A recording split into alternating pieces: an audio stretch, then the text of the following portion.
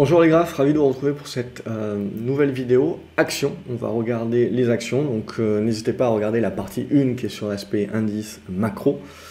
Et nous, on va parler essentiellement des actions. Donc j'ai pas trop changé la liste cette semaine. Globalement, on a toutes les petites capes globalement qu'on avait présentées déjà sont parties. Donc ça, c'est assez intéressant. On voit, donc on fait d'abord les grosses capes et ensuite on voit, on a des effets de rattrapage sur les plus petites. Donc on va commencer à regarder nos actions. Donc on a Air Liquide pour commencer, rien de neuf à dire. Globalement au-dessus des 138 €. On reste positif pour essayer d'aller chercher un petit peu plus haut. Il faudra penser derrière à prendre quelques profits allégés. Tout dépend de votre profil, de votre horizon de placement également. Quand on regarde Alibaba également, je pense qu'on est en train d'arriver dans une zone un petit peu de profit. Alors je dirais, on peut pousser encore sur les chinoises bien entendu, mais voilà, on a gagné quand même 50% en ligne droite. Je pense que quelques profits peuvent se prendre. On a cette zone des 95 $, je dirais, jusqu'à la zone des 98, 97 là, qui peut être le gros du morceau. Et après, il va falloir digérer un petit peu et voir comment on va construire. Donc là aussi, monter comme toutes les valeurs de croissance, on est monté en deux vagues. Amundi, on en avait parlé de cette petite figure de congestion. On est en train de la casser par le haut, donc à voir si on est dans la capacité de pouvoir relancer. Et il faudra casser cette zone des 56-57 pour lâcher un petit peu plus les chevaux vers la zone des 60. Je pense que ça peut être une zone intéressante à viser. Apple, on voit, tiens, tant bien que mal, mais c'est très neutre. Hein, donc c'est assez nerveux globalement, mais c'est assez neutre. On n'a pas refermé ce gap-là. Je pensais là, sur la journée, là, et puis Powell nous a sauvés ensuite, qu'on irait refermer le gap. Donc pour l'instant, ça tient, mais voilà, en gros, on est dans une large figure, 135, 155. Et il faut attendre la séance de sortie. Vous sortez par le haut, on peut se jouer une petite vague plus moyen terme sur les valeurs de croissance. On commence un petit peu trop à naviguer sur le sud, il va falloir être un petit peu plus méfiant, tout du moins sur les grosses capes. Hein. Comme je vous ai dit dans la vidéo 1, il faudra bien faire attention dans les semaines et dans les mois à venir à bien départager ce qui peut se passer sur les grosses capes et donc sur les indices. De ce que l'on peut voir, lorsqu'on sort un petit peu des indices, il y aura certainement un peu plus de qualité. ArcelorMittal, donc tout ce qui est vu au monde, ça va bien aussi.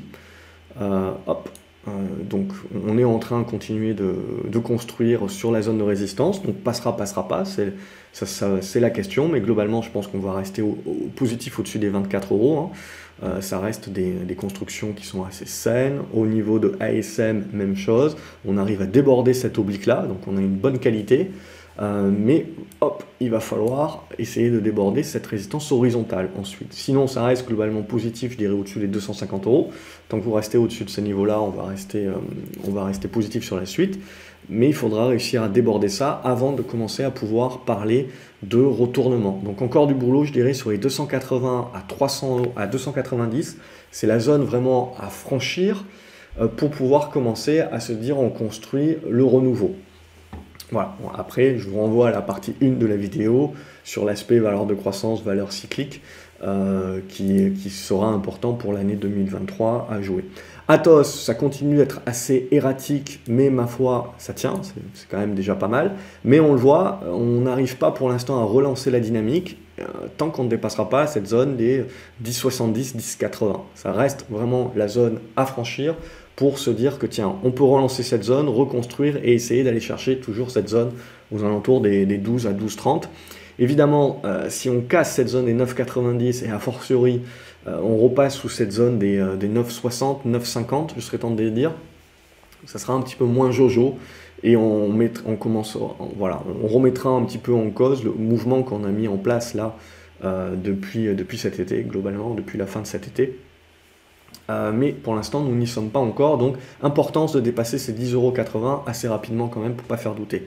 Karma, pour moi, ça reste très propre. On le voit avec la consolidation actuelle, on est en train de revenir en mode pullback, donc jouer éventuellement la relance. Alors ça reste, hein, entre guillemets, une medtech, hein, donc voilà, s'il y a des échecs, etc., il faut bien pondérer ses tailles de position là-dessus, parce qu'on n'est pas à l'abri d'un échec, mais pour moi, ça reste quand même très intéressant comme aventure. Sinon, hop, je vais virer ça. CGG, pour moi, il n'y a toujours pas grand-chose à se mettre sous la dent. On continue d'attendre hein, son évolution dans le biseau descendant, là. Donc on continue de patienter. Alors, bien sûr, vous pouvez avoir des tentatives de rebond, etc. Mais pour moi, avant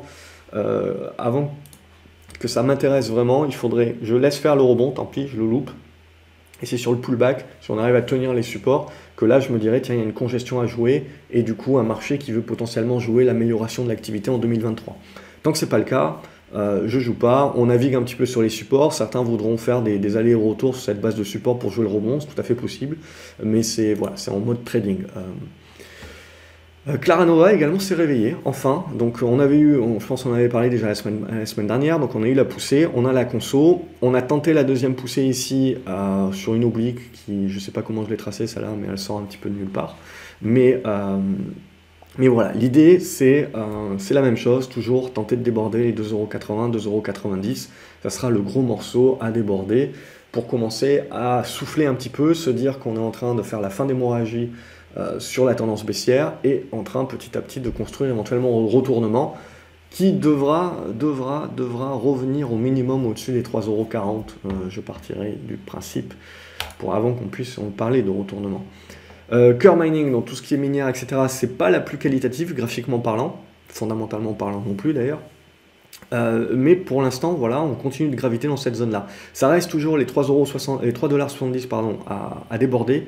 Ensuite, les 3,90 $. Et là, on pourra commencer à se dire, tiens, on commence à acter le retournement. Et il restera le dernier gros morceau à 4,35 $. Et donc voilà, donc vous voyez, quand on dit les minières, etc., alors il y en a qui sont dans des meilleures configurations, bien entendu. Mais voilà, c'est des choses qu'il ne faut pas non plus précipiter. C'est pour des premières positions, ce genre de choses-là. Mais voilà, les figures sont en train d'acter les fins de baisse, mais maintenant il va y avoir pas mal de zigzags pour acter les concaténations, les congestions, construction, c'est les termes que j'utilise déjà depuis très très longtemps et qu'on entend beaucoup plus dorénavant, toujours intéressant. Sur un débordement donc des 4,30 $, ça sera vraiment le vrai signal pour les plus long-termistes. Pour l'instant, il faudra construire. Et ramer, ça construit aussi. Pour l'instant, on reste bloqué sous l'oblique. Donc il faut encore patienter à ce stade-là. Pareil, pour des retournements, c'est un petit peu tôt. Mais il faut continuer de regarder ce genre de valeurs-là. On a des choses intéressantes au-dessus des 70 € qui peuvent continuer de se tracer. Et si on arrive à déborder, je dirais, cette zone des 80 € et des brouettes, derrière, il y a les 90, et puis, bon, il y aura les 100 avec ce petit gap ici, mais voilà, même chose, ça se fera peut-être pas du jour au lendemain. Flatex de Gero, c'est en train d'être assez flat, donc ça neutralise, on neutralise la tendance baissière. C'est ça vraiment qui a été acté ce dernier mois sur beaucoup de valeurs. C'est des rebonds, mais qui sont à prendre que comme des rebonds parce qu'ils ne retournent pas la tendance, on ne retourne pas une tendance comme ça, mais par contre ils actent la fin de la tendance baissière. Donc on reneutralise, évidemment si on recasse par le bas, on relance les tendances baissières, mais pour l'instant, en fait, ce qu'on a validé cette semaine, c'est que beaucoup de valeurs donc, ont tenu leur support et sont en train de tenter les relances. Donc là, Flatex de Gero, c'est la même chose, on est en train de tenter la relance. Il faudra la confirmer donc en débordant les 10,70 € pour revenir éventuellement chercher cette zone-là sur les 11,50 et plus si affinité. Avant de commencer à parler de retournement, c'est encore un petit peu tôt. Garbé, même chose, tendance baissière. Alors je vous montre beaucoup de tendances baissières, mais pourquoi? Parce qu'il y a beaucoup de personnes, évidemment, qui perdent en bourse parce qu'ils jouent des tendances baissières. Mais il y a une manière de les jouer. Il y a une manière où une tendance baissière redevient intéressante. C'est quand elle fait de son rebond et qu'elle construit sa neutralisation. Et c'est comme je vous ai dit la semaine dernière, c'est une question de profil. Si on est trader, c'est dans des tendances baissières qu'on va faire de la performance. Mais à condition évidemment d'être formé et de savoir ce qu'on fait. Et ça demande beaucoup plus de discipline et on a beaucoup moins droit à l'erreur. Okay, donc c'est pour ça que c'est pas pour tout le monde. Pour autant, pour la majorité des autres profils, ça va être plutôt des retournements, des tendances en retournement ou des tendances moindre risque, pure moindre risque, qui seront là, beaucoup plus intéressantes, parce que d'une part, il n'y a pas besoin d'un gros suivi, parce que c'est des tendances en règle générale qui durent plus longtemps.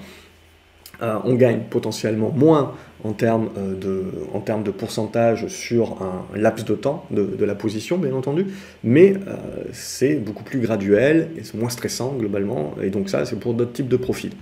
Donc c'est qu'une question, la bourse comme beaucoup de choses dans la vie, c'est qu'une question d'adapter son profil à ce qu'on fait. Donc voilà un petit peu, même chose sur cet aspect-là, sur Garbé, c'est une tendance baissière, elle n'est pas neutralisée encore. Donc là, on est en train de jouer éventuellement le premier rebond qui irait chercher la zone des 18 à peu près. Et là, en gros, ça nous permettrait de construire le triangle qui neutralise la tendance, et c'est sur cassure haussière de cette neutralisation que là, on commencerait à acter la fin de la tendance baissière et la mise en place d'une tendance beaucoup plus neutre qui construirait dans cette zone-là. Et ce n'est que si vous cassez la construction par le haut que là, on peut commencer à se dire, tiens, ok, retournement haussier. Donc vous voyez, il y a du boulot. Hein, il y a du boulot, va falloir attendre. Tiens, même chose un petit peu sur cette minière Harmony Gold, épaule, tête, potentiellement la deuxième épaule qui se dessinera, ou peut-être pas, peu importe. Toujours est-il que vous voyez, il y a quand même des gros mouvements. Donc là, il y a peut-être une phase de construction qui peut se mettre en place, mais qu'il ne faudra pas négliger. C'est-à-dire, c'est pas parce que à court terme, ces valeurs-là vont peut-être corriger qu'il faudra se dire le scénario n'existe plus. Non, le scénario, parce que c'est un scénario long terme, est en fait potentiellement en train surtout de se construire. Donc il faudra laisser le temps au temps et éviter de se noyer dans le bruit du marché court terme et de noyer ses visions de moyen long terme. C'est pour ça que je vous fais souvent des différences. Hein, quand je vous parle de scénario d'hypothèse de travail, voilà, on est en tête de gondole, on est en réflexion un petit peu hélicoptère, et après on rentre dans le détail de l'analyse graphique, et là petit à petit on met les pièces du puzzle une à une sur du court terme. Et petit à petit, ça nous permet de valider le moyen terme. Même chose sur Hello Group, tendance baissière, on est en train de neutraliser à plat. Et donc là, l'idée, c'est que sur la capacité de redépasser les 6,30 $ et des brouettes, eh ben, on neutralise à ce stade-là. Et c'est là où on aura la cassure qu'on pourra se dire, ok, on joue éventuellement le retournement. Imerys également, donc on a eu un bon boost, la congestion qui est en train de se faire dans une espèce de biseau, et donc la sortie par le haut qui validerait la relance, une nouvelle poussée. Inat Pharma, biotech de son état, mais ça se regarde. Donc la semaine dernière, on avait parlé de cette petite congestion ici. On est en train de la casser par le bas, on a fait le pullback dessus, donc on la valide bien. Et donc maintenant, on peut s'ouvrir la voie. Vers où on peut s'ouvrir la voie, il y a plusieurs niveaux, je dirais les 2,25 déjà à passer. Et ensuite, il y aura cette zone-là, des 2,30, qui est anciennement un niveau support, donc 2,30 jusqu'à 2,40, grosso modo. Ça sera le manchot à passer. Et après, news, pas news, ça peut jouer de la dynamique, mais même chose, il ne faut pas s'emballer pour l'instant, on n'est absolument pas en retournement, on a fait une première poussée, on construit la zone, on fait une deuxième poussée éventuellement, il faudra voir où on s'arrête, et ensuite il faudra voir comment ça va congestionner cette zone-là. Et c'est que la capacité éventuellement de casser la construction que l'on fera, alors je ne sais pas encore comment on fera la construction, qui validera le retournement. Donc on voit, c'est des choses qui peuvent mettre du temps. Après, si vous avez une news, évidemment, ça explose, etc. Mais les probabilités, c'est que ça, c'est plutôt rare. C'est plutôt la construction qui est dans la logique des choses. Lexibook, bon, il y a déjà eu la poussée, ça consolide, donc c'est assez volatile, bien entendu. Mais en gros, on est en train, petit à petit, de, je dirais, construire une zone de soutien dans cette zone-là. Pour essayer de pousser peut-être un petit peu plus, je dirais, ici. Ça peut être une zone intéressante, là, aux alentours des 3,30 €. Mais après, voilà, je m'arrêterai là, globalement, prise de profit, et j'attendrai la suite que ça congestionne un petit peu plus. Lumibird, on a parlé le week-end dernier, c'est des petites valeurs, et alors il faut voir, il faut que ça réussisse à rameuter, c'est toujours la problématique sur Euronext, donc on voit ça rame un petit peu. Donc là, on a validé un bon niveau de support, c'est-à-dire que si on dépasse les 17,15 €, il y a fort à parier qu'on ira chercher les 18 € et plus si affinité, mais en gros, ça sera un bon signal pour jouer la tentative de relance. Là, c'est déjà un signal intéressant, c'est qu'on est en train de revenir sur l'ancienne résistance qui devient support. Donc c'est un bon premier niveau qui peut, si on arrive à tenir et à relancer, on a une bonne construction sous les pieds. LVMH, donc, qui aide grandement évidemment le CAC 40, qui est allé chercher ses plus hauts et qui consolide aussi. Donc voilà, ça devient un petit peu plus assuré. Est-ce que LVMH peut aller plus haut que ces 740 €, continuer à aider le CAC 40, etc. Voilà, ça fait beaucoup de questions. Si on sort un petit peu les 4 ou plus grosses valeurs du CAC 40, le reste rame un petit peu plus quand même. Hein. Donc il ne faut pas négliger que quand vous regardez un indice, vous regardez une moyenne pondérée. Et donc il faut savoir que vous regardez une moyenne pondérée et éviter de faire des conclusions sur un indice qui, au final, vous faites une conclusion sur 4 valeurs. Il faut regarder, ce qui est bien, c'est de regarder un petit peu ce qu'il y a dans l'indice, et ensuite il faut regarder en dehors de l'indice. Et vous allez voir, ça vous apprendra aussi beaucoup sur ce que le marché est en train de jouer dans ces scénarios plus long terme. Donc LVMH, il n'y a pas grand chose à dire, c'est haussier point barre à ce stade-là. La seule quid qu'on peut avoir, c'est est-ce qu'on peut vraiment faire beaucoup mieux? Ça, c'est la grosse question. Donc à ce stade-là, voilà, pas de péril dans la demeure. Le jour où ça va moins bien sur LVMH, c'est moins top. Après, ce qui est très intéressant, vous le voyez, c'est que les configurations sur les valeurs du luxe ont été très propres en fait dès cet été. Donc c'est là où c'était intéressant, c'est au-delà, donc c'est pas des valeurs de croissance entre guillemets, c'est-à-dire que énormément de valeurs de croissance ont avait fait leur rebond en mode espoir cet été, mais derrière c'était couché. Et leur deuxième rebond que l'on a maintenant est moins haut, moins puissant que celui, alors potentiellement en pourcentage c'est pas vrai, mais ce que je veux dire c'est qu'il est moins puissant que celui, on arrive sur des niveaux moins importants que cet été, alors que si on regarde sur des valeurs très qualitatives sur lesquelles le marché est concentré, ben on a un peu ce qu'on a comme sur LVMH, c'est-à-dire des valeurs qui ont fait des biseaux descendants et qui ont congestionné pendant l'été leur premier mouvement, mais qui derrière sont dans la capacité d'aller rechercher leur plus haut. C'est quand même pas rien. C'est ça pour moi qui est le plus intéressant globalement et qui est la plus grande leçon de cette année, c'est que si vous regardez le CAC 40 et CAC 40 avec dividendes réinvestis, vous devez être à quoi? Moins 2%, bon, je pourrais le regarder, je ne le regarderai pas, mais on doit être à moins 2% sur l'année avec tout ce qui s'est passé, tout le noir broyé, etc. Donc c'est là aussi où c'est important de regarder que la stratégie indicielle peut en effet sous-performer une stratégie active, mais selon les profils, selon les investisseurs, c'est quand même une approche qui est très défensive. Donc c'est ça aussi qui peut attirer. Marathon digital, ça c'est spécu, c'est crypto, etc. Mais je m'en sers pour savoir est-ce qu'il y a un petit peu plus de confiance qui revient sur le monde crypto. Là, l'idée c'est de dire il y a du rebond technique, et c'est pas la folie, hein, c'est pas la grosse confiance. Donc même chose, l'idée c'est de se dire à court terme, il y a du rebond technique qui peut se jouer. Pour un trader, ça peut être intéressant. Mais de retour de la confiance, il n'y a pas. Donc on n'est pas dans, ok, on se remet à jouer le secteur moyen à long terme, non, c'est beaucoup trop tôt. Metabolic Explorer, on en avait parlé déjà les précédentes semaines, on était dans cette congestion ici, on a réussi à sortir, hein, ça a mis du temps, mais on réussit à sortir, on arrive sur la zone de résistance ici, la zone des 1,95 à peu près. Et donc, le quid pour la semaine prochaine, ça sera de réussir à franchir. Il y a des bons volumes, mais il va falloir réussir à franchir. Et là aussi, avant de parler de retournement, il va s'en passer du temps, mais ça serait une bonne première étape pour commencer à naviguer là-dessus. Nacon, vous avez eu les résultats, il y avait la congestion, on est sorti par le haut. Les résultats ont été achetés finalement, et là on est arrivé pour moi au-delà même de la résistance et du TP dont j'avais dû vous parler déjà la fois précédente. Donc, on n'y est pas à ce stade-là, tac. Pour moi, prise de profit, et éventuellement, ce qui va nous intéresser, c'est comment ça va construire. Et après, pouvoir rentrer.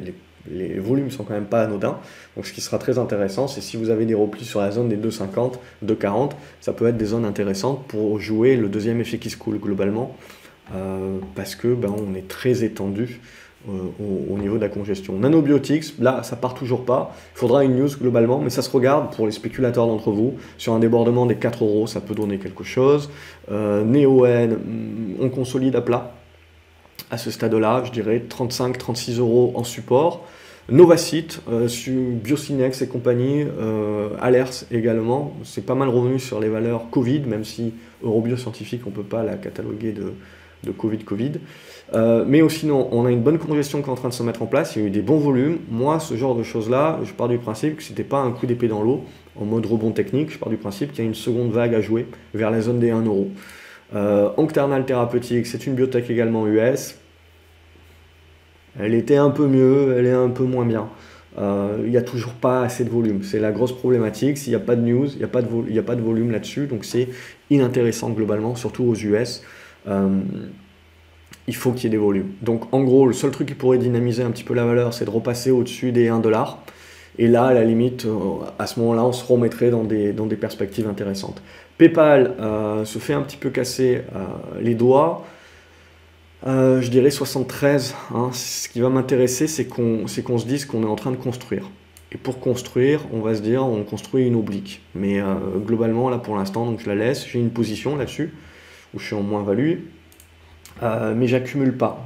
J'attends avant d'accumuler la position, parce que ça reste une valeur que je trouve intéressante tant qu'elle va tenir les 72-73. Hein, sinon, j'abdique, je prends ma perte.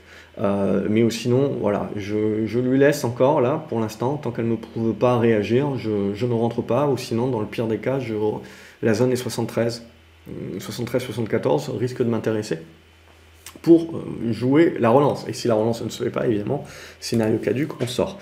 Pierre et vacances, on avait parlé, je crois, la semaine dernière et puis la semaine d'avant. Les volumes sont énormes, les résultats donc ont été bien acceptés. On a fini par sortir par le haut, ici, paf, on sort par le haut, et aujourd'hui on est en train d'essayer de tenter l'extirpation. Toujours des gros volumes. Donc moi je trouve ça intéressant. Maintenant voilà, même chose, avant de commencer à parler de moins de risques et compagnie, bah, il va s'en passer.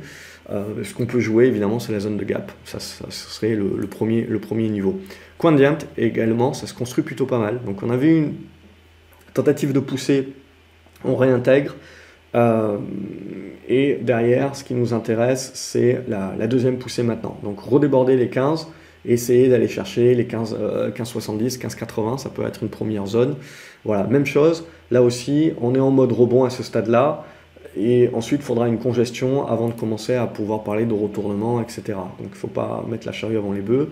Renault, la semaine dernière, je vous avais dit, c'est un bon take profit à prendre. Je continue à rester là-dessus pour moi. On est dans une zone de prise de profit.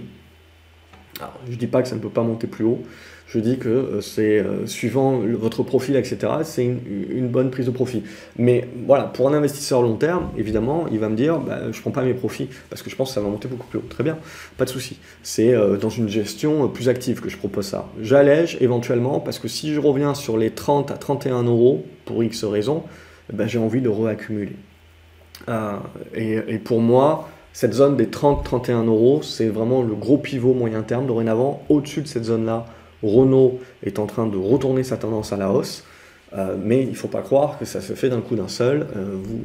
Vous allez avoir des va-et-vient et de la construction intermédiaire. Et je pars du principe que voilà, là on est sur une première zone de résistance qui peut permettre de consolider un petit peu plus, et on verra la suite ensuite, mais voilà, ça fait partie des trucs où à court terme, je peux par exemple dire voilà, ça serait bien d'alléger, de prendre des profits, ça dépend de votre profil, etc., bien entendu, mais en gros, voilà, d'être un peu plus réservé sur le court terme, mais toujours dans une dynamique positive à moyen-long terme. Donc c'est ça qu'il faut bien comprendre, hein, parce que c'est toujours la même chose. Vous allez toujours avoir des personnes qui vont vous dire là je vends, là j'achète, là c'est baissier, là c'est haussier, très bien.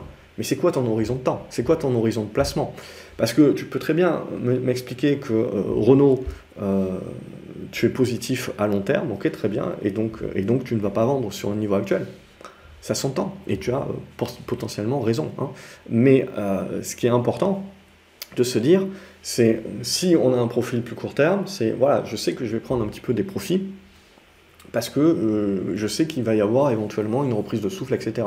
Donc on peut avoir les deux personnes qui peuvent se chamailler sur les réseaux sociaux, etc., parce qu'il y en a un qui est haussier, l'autre qui est baissier, mais globalement, en fait, ils disent la même chose, c'est juste qu'il y en a un qui est baissier à court terme, et potentiellement il va avoir raison, mais l'autre, il est haussier à long terme, et donc ils se contrefichent qu'à court terme, il y a peut-être une baisse de 1, 2 euros, globalement, parce que ça ne remet pas en cause son objectif et son plan de moyen-long terme. Donc c'est ça qu'il faut bien comprendre, les deux ont raison, c'est juste une question de timing, hein, quel moment. Donc c'est pour ça qu'il faut toujours expliquer, ok, on parle de quoi? On parle de court terme, on parle moyen terme, on parle long terme, on parle de quel type de timing. Rheinmetall, donc pour moi ça continue de rester positif, on a toujours, on le voit, cette résistance ici. On a fait une petite conso sur l'ancienne oblique, donc on la valide bien en support, et donc là si on pète les 200 euros, eh bien on va continuer. Et là, si, au-delà des fondamentaux, etc., du budget militaire, si Rheinmetall, alors il faudra que les Leonardo, les Thales et compagnie, et tout le secteur armement en fassent de même, évidemment, mais si on commence à casser par le haut, ben, ça veut dire qu'on a peut-être oublié, en tout cas dans les médias, la guerre en Ukraine un petit peu tôt. Donc il faudra également, faut se le garder sous le coude, même si ça commence à reparler, négociations et compagnie. Voilà, on est dans l'hiver, l'hiver semble plus rigoureux, qu'il sera plus rigoureux que d'habitude, donc c'est des éléments à pas négliger. Donc Rheinmetall, ça peut vous servir comme indicateur également. Ruby, pour moi, ça reste toujours propre, mais voilà, ça consolide, ça prend son temps, mais c'est de la construction moyen terme qui est en train de se mettre en place. Évidemment, il faudra conserver les 23 € pour cela, mais au-dessus de ces 23 €, on reste globalement positif. Sanofi également, c'est plutôt en train de neutraliser. Il faudrait redéborder la zone des 90 €, 91 € pour commencer à se dire retournement à la hausse. Au niveau de Sartorius, on joue un petit peu avec le feu. Alors cette oblique-là, le marché s'en fout un petit peu, donc j'enlève. Ce qui m'intéresse, voilà, c'est à la limite, Sartorius, ça va redevenir intéressant sur un débordement pardon, des 360 €. Et là, oui, on peut se dire éventuellement qu'on peut éventuellement retenter, ça fait beaucoup d'éventuellement, retenter le retournement. Société Générale, donc on corrige, on consolide, donc après avoir atteint la résistance, ici. Rien de mauvais encore à ce stade à moyen terme. J'avais tracé cette petite oblique en termes de scénario. C'est toujours ça, mais le marché va nous demander de l'ajuster, bien entendu. Mais c'est l'idée. Hop, quelque chose comme ça, donc on l'ajuste. Donc là, l'idée, c'est de se dire, ok, il faut tenir ici, et donc on a notre figure. Donc après, vous rebondissez, vous avez votre petite figure. Vous cassez la figure par le bas, bon, ben, on remet en cause un petit peu le scénario moyen terme sur les banques, ou sinon, on casse par le haut, et là, on redevient plus positif. Mais tout ça, ça va nous donner, vous regardez les banques, et vous avez des indications également sur ce que pense le marché, un petit peu, entre l'inflation et la récession, le cœur qu'il est en train de choisir. Stellantis, même chose que sur Renault, voilà, pour moi on a atteint des niveaux de prise de profit. Derrière, sans remettre en cause la tendance à moyen terme qui est en train de se retourner, on est en droit d'attendre que ça reprenne le souffle un petit peu, etc. Donc il y a un premier niveau de support ici sur les 14,40 €, il y aura un deuxième niveau de support ici, je dirais, sur la zone des 14 €, 14,10 €. Et voilà, et on va, le plus important maintenant, je dirais, c'est pas de redégringoler en ligne droite, ça serait moche, et ça casserait un petit peu les dynamiques, c'est d'y aller doucement, et ça permet un petit peu à tout de se concaténer et à la confiance de revenir. Donc c'est très important également, n'omettez jamais que tout le monde évidemment a envie que ça aille vite la bourse, parce qu'on veut gagner vite, etc. Mais en fait, ce qui est le plus important pour avoir des vraies tendances qui durent derrière, c'est justement qu'on construise pendant du temps, que ça prenne du temps. C'est ça qui permet vraiment à la confiance de revenir. S'il y a trop de volatilité, il y a beaucoup de personnes qui n'en peuvent plus et qui patientent. Même s'il y a des signaux acheteurs, ils ne vont pas les acheter parce qu'il y a trop de volatilité, c'est un risque qui est trop grand pour eux. Thales, il faudra redéborder les 124 € pour repartir un coup. Total Energy, pour moi, même chose que sur le reste. On commence pour moi un petit peu à taper. Alors voilà, un investisseur de long terme peut me dire, moi je garde mes Total Energy, très bien.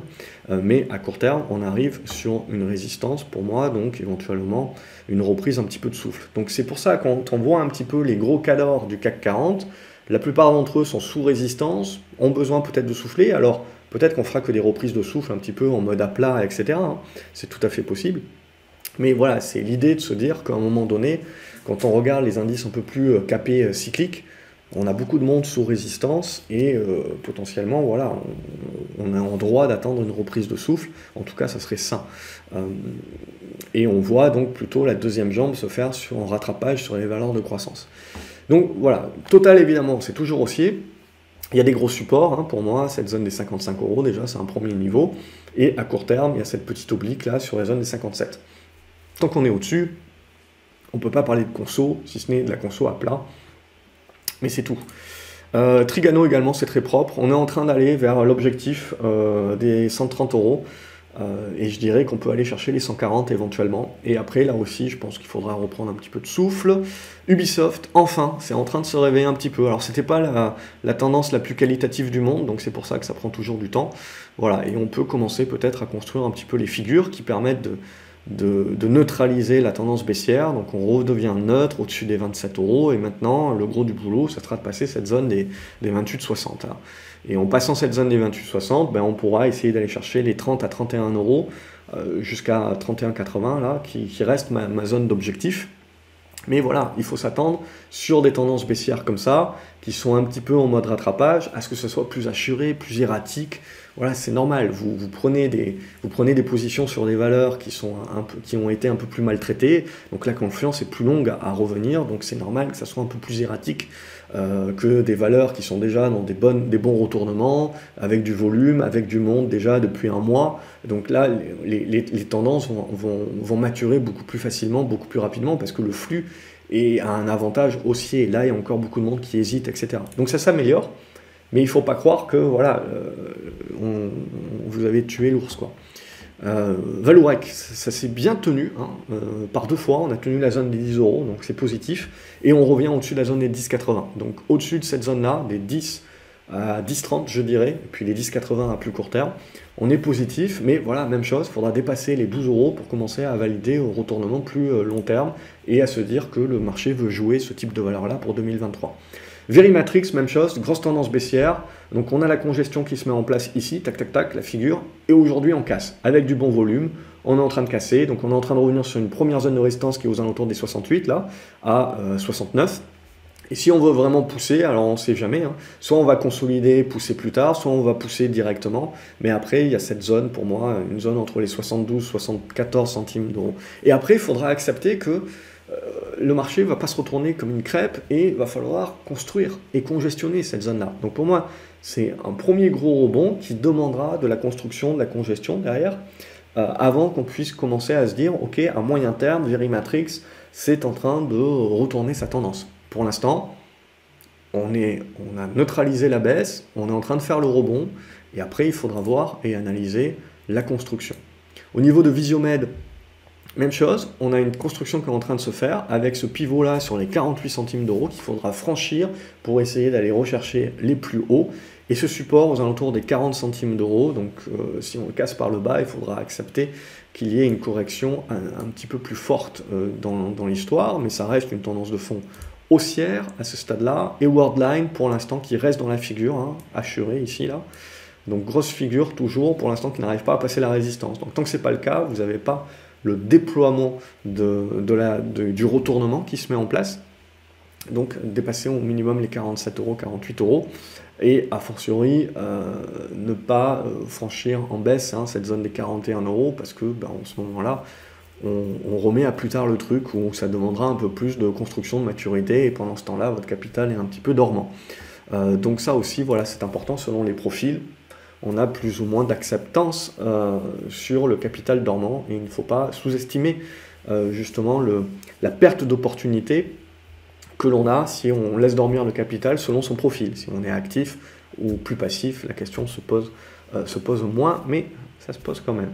Voilà pour cette vidéo de cette semaine. Comme d'habitude, j'espère que ça vous plaît. N'hésitez pas à me dire ce que vous en pensez dans les commentaires, à liker la vidéo, à la partager sur les réseaux sociaux également, à me dire quelles sont les valeurs que vous suivez en commentaire, parce qu'évidemment, je ne suis pas toutes les valeurs intéressantes, il y en a beaucoup d'autres. Je pars éventuellement surtout sur des valeurs où j'ai des choses pédagogiques que je peux dire, qui peuvent vous apprendre peut-être un petit peu quelque chose, ou une façon d'approcher et d'analyser les choses. C'est pour ça qu'il y a potentiellement plus de valeurs baissières. Mais globalement, voilà, c'est l'idée qui est là.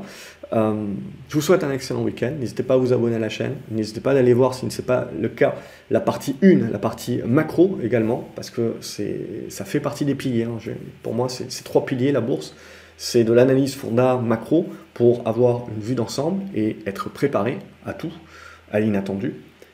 L'analyse technique qui va permettre justement, l'analyse graphique technique qui va permettre de mettre en place les plans et d'avoir le timing, d'essayer d'aller chercher un petit peu plus de timing.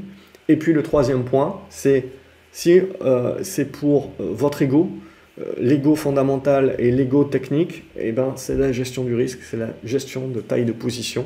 C'est le troisième pilier pour éviter justement de se faire avoir par son ego qui va surdimensionner des positions parce qu'on croit que notre analyse fonda est superbe, qu'on va avoir raison, qu'on ne peut pas se tromper, et que l'analyse technique également est au point d'exploser, et que ça va y aller, etc. Et donc, hop, le petit ange gardien, c'est le troisième pilier, c'est le plus important, c'est la gestion des positions, apprendre à gérer les positions, etc. Et tous ces éléments-là, c'est des éléments que je passe en revue par des vidéos, vis-à-vis de mes formations et vis-à-vis de l'académie, si vous voulez suivre l'académie. Voilà, pour l'instant, j'en profite parce que j'ai souvent la question. Pour l'instant, l'académie est globalement fermée. Mais voilà, il y a toujours les fins d'année, c'est une nouvelle saison, etc. Donc en règle générale, je réouvre sur la fin de l'année quelques places, etc. Parce que je veux quand même garder toujours l'espace un petit peu à taille humaine, même s'il y a toujours une majorité silencieuse. C'est toujours quand même un travail. Donc je ne fais pas de pub, mais globalement, l'académie, je pense, d'ici quelques semaines, je rouvrirai les portes pour celles et ceux qui veulent nous rejoindre pour une nouvelle saison. Parce qu'au-delà de suivre éventuellement les positions, les analyses, etc., c'est surtout en fait la capacité d'apprendre. Et je pense, c'est mon avis, je pense d'accélérer votre apprentissage et en l'espace peut-être d'une année, en fait, de gagner, je sais pas, 4, 5 ans peut-être de bourse, d'évolution dans vos réflexions, etc. Et de vous trouver vous. Hein. Le but, c'est pas de copier ce que je fais essentiellement.